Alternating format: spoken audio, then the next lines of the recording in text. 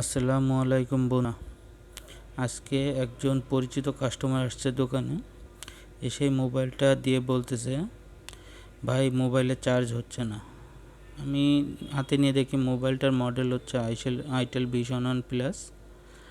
এখন চার্জ হয় না কী কারণে জিজ্ঞেস করতে তিনি বলতেছেন, মাত্র 1 মাস আগে মোবাইলটার পিন পরিবর্তন করে নিয়ে গেলাম, এর ভিতরে কীভাবে সমস্যা হতে পারে। আমি বললাম যে ভাই এরকম তো হওয়ার কথা না। তারপরও পরিচিত কাস্টমার যেহেতু আমার স্পষ্ট মনে আছে, উনি 5 মাস থেকে 6 মাস হবে মোবাইলটা চার্জিং পিন পরিবর্তন করে নিয়ে গেছিলো। এখন সে কথা যখন আমি বলি তখন উনি আর কথা বলে না। বলবে কিভাবে?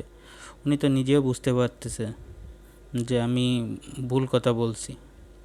তারপর আমি আর কথা বাড়ালাম না, কথা না বাড়িয়ে মোবাইলটা আস্তে আস্তে করে খুলে ফেললাম।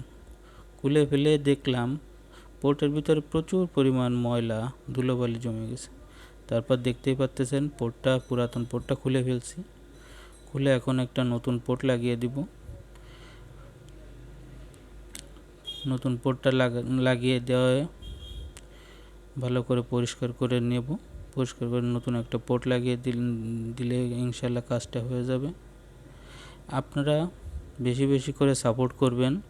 যদি এই পর্যন্ত ভিডিওটা দেখে থাকেন অবশ্যই ফলো না করলে ফলো করে দিবেন, লাইক কমেন্ট শেয়ার করে দিবেন, যাতে আমি পরবর্তী ভিডিও বানাতে উৎসাহ পেতে পারি। এই একটা আপনাদের কাছে আমার চাওয়া। এখন দেখতে পাচ্ছেন পোর্টটা সুন্দরভাবে লাগানো হয়ে গেছে। এখন আমরা চেক করব মোবাইলের মাদারবোর্ডে দিয়ে। মোবাইলে চেক করব। দেখতে পাচ্ছেন মোবাইলে কেবলটা লাগালাম, এখন সুন্দরভাবে চার্জ হচ্ছে। ধন্যবাদ সবাইকে, ভালো থাকবেন।